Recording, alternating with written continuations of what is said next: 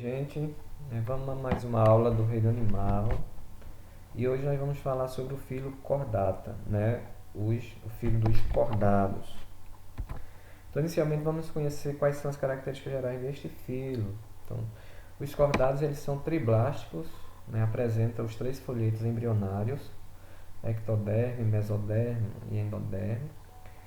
Os cordados eles são celonados, né? Apresentam aquela cavidade interna. Os cordados são deuterostômios, né? Ou seja, deu é depois, né? Estômago, boca depois. Então, nos cordados se forma primeiro ânus, depois é que é formada a boca. E apresenta a metameria, né? Que é o corpo com segmentação.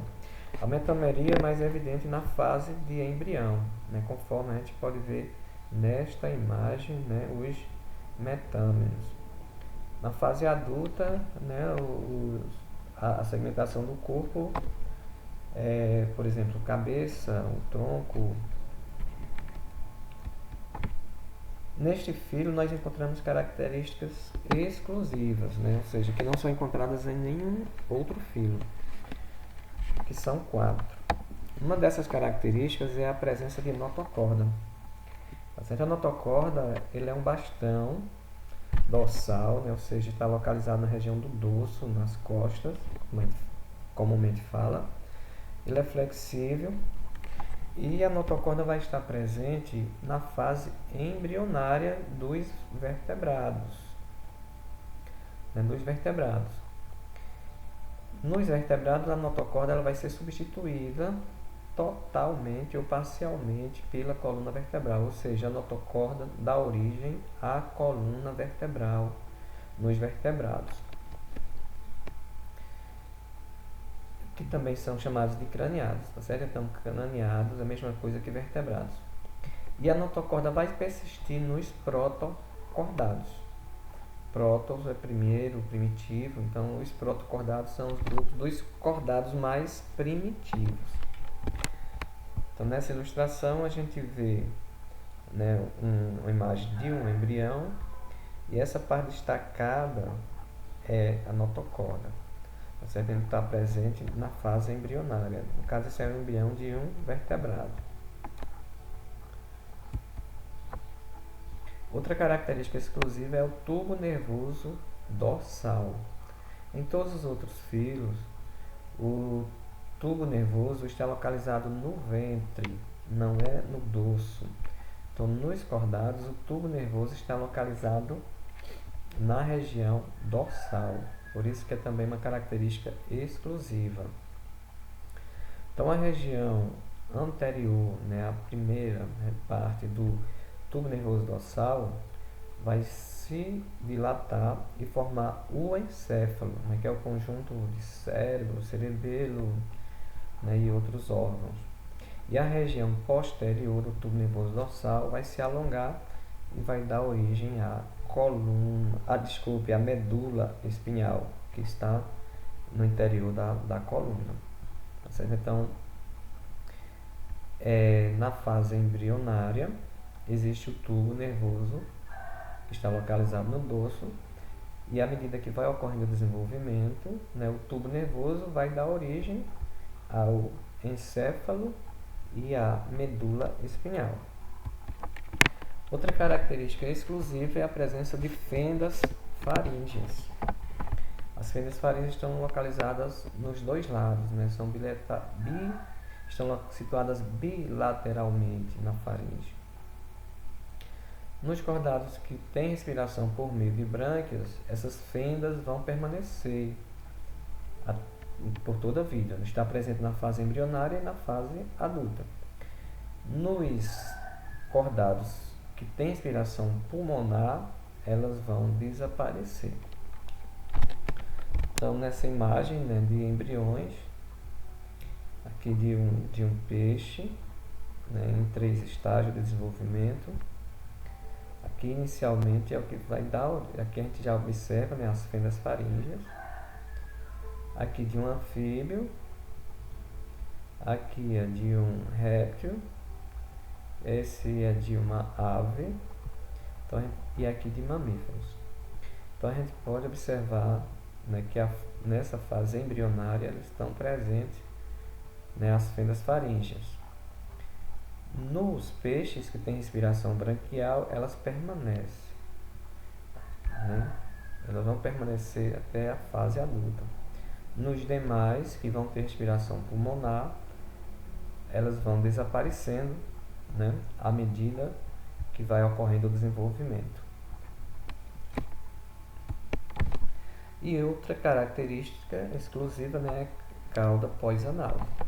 Certo? Então, todos os cordados apresentam, durante o desenvolvimento do embrião, uma estrutura, né, que é esta aqui, que é chamada de cauda pós-anal, porque ela está depois do ânus.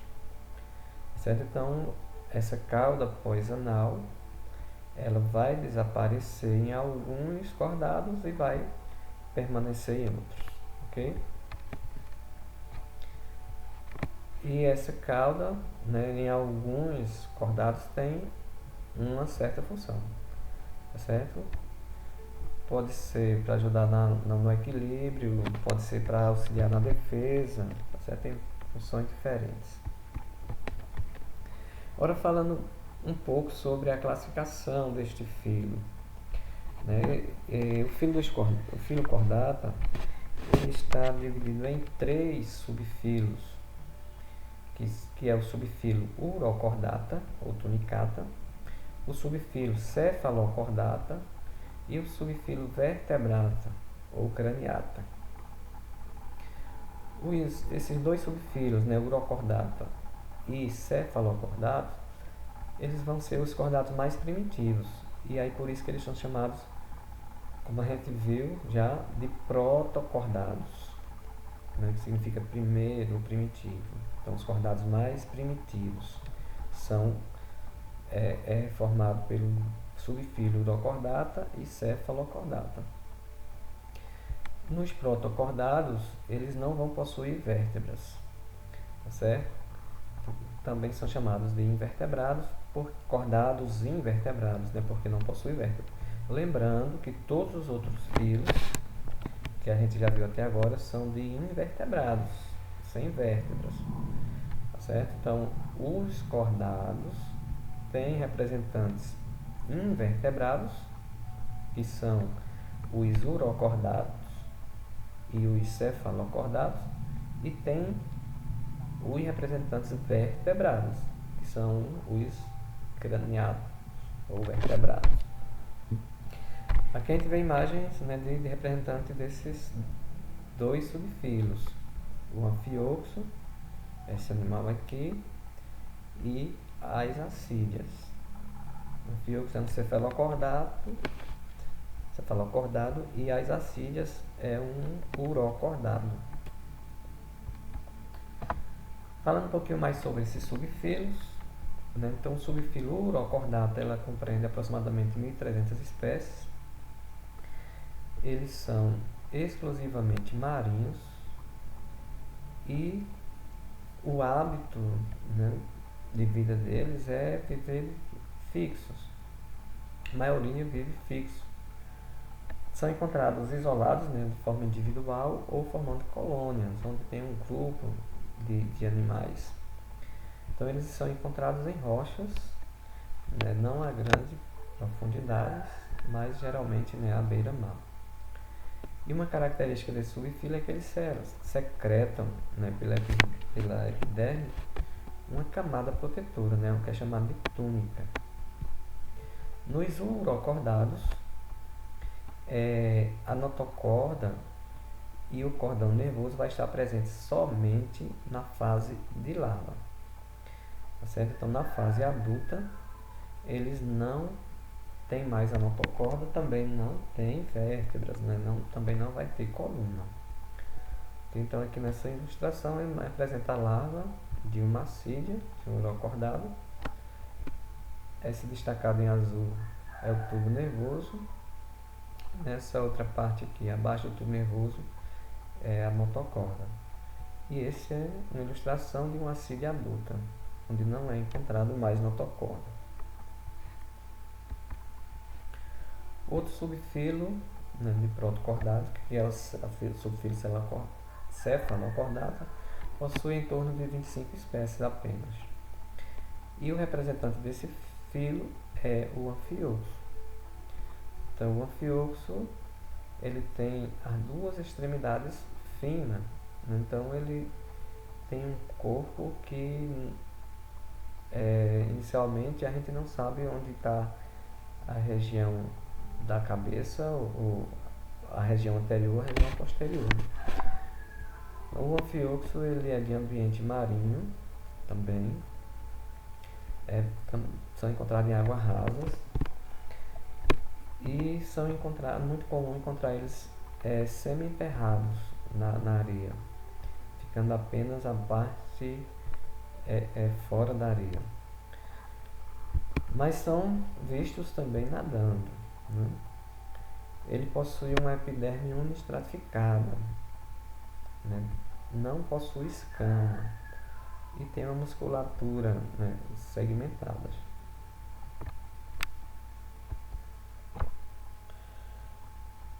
O subfilo vertebrata, né, ou craniata, ele está dividido em 7 classes.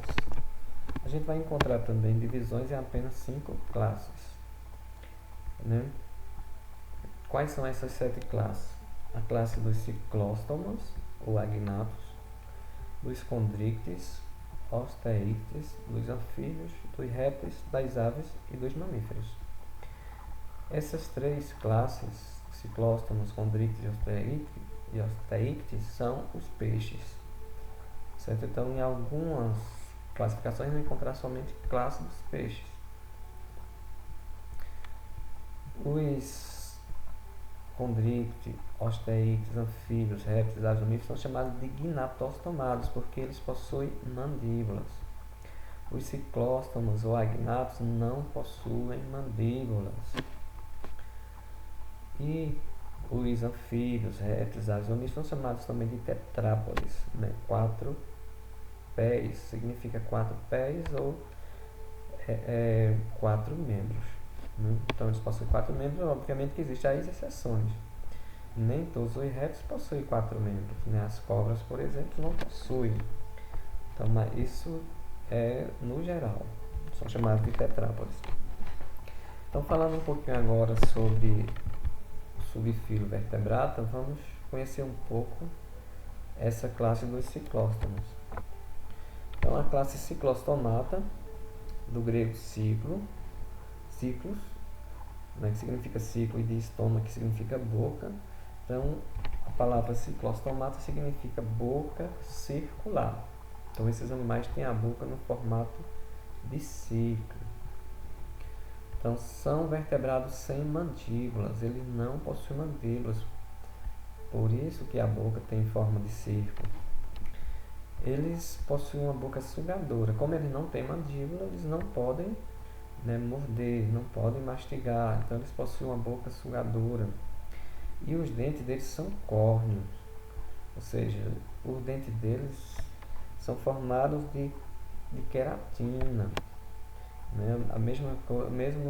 É uma proteína, a mesma proteína que forma nossas unhas, o cabelo. Então os dentes deles são diferentes dos dentes dos outros cordados, porque o dente córneo. Eles são exclusivos de ambiente aquático, certo? E tem alguns que nascem na água doce e depois migram para a água salgada, né? Como por exemplo a lampreia. Geralmente o nascimento delas ocorre na água doce e depois vão para o ambiente marinho. Alguns dos ciclostomatos são parasitas. É o caso da lampreia. Esse animal aqui, como a gente vê, aqui é uma lampreia presa a outro peixe. Então eles se alimentam de sangue, né? Quando eles se alimentam aqui, como eles têm um dente raspador, eles vão causar um ferimento, né, no peixe hospedeiro que pode levá-lo à morte. Então alguns são parasitas de peixes. O esqueleto é cartilaginoso, tá certo? Eles não têm ossos, todo o esqueleto é formado por cartilagem.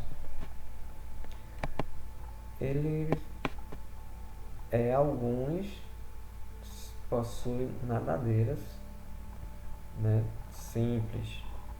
Outros não possuem nadadeira, eles se locomovem pelo movimento do corpo, né? As nadadeiras são bem atrofiadas também. Então, exemplos são a lampreia e o peixe-bruxa ou feiticeira. Esse é o peixe-bruxa. Né? O peixe-bruxa ele não é parasita, ele se alimenta de restos de animais mortos. Okay? Ele vive no ambiente marinho. Certo? Então, para hoje é isso, e na próxima a gente continua, né, falando das outras classes do subfilo vertebrado. Um abraço a todos.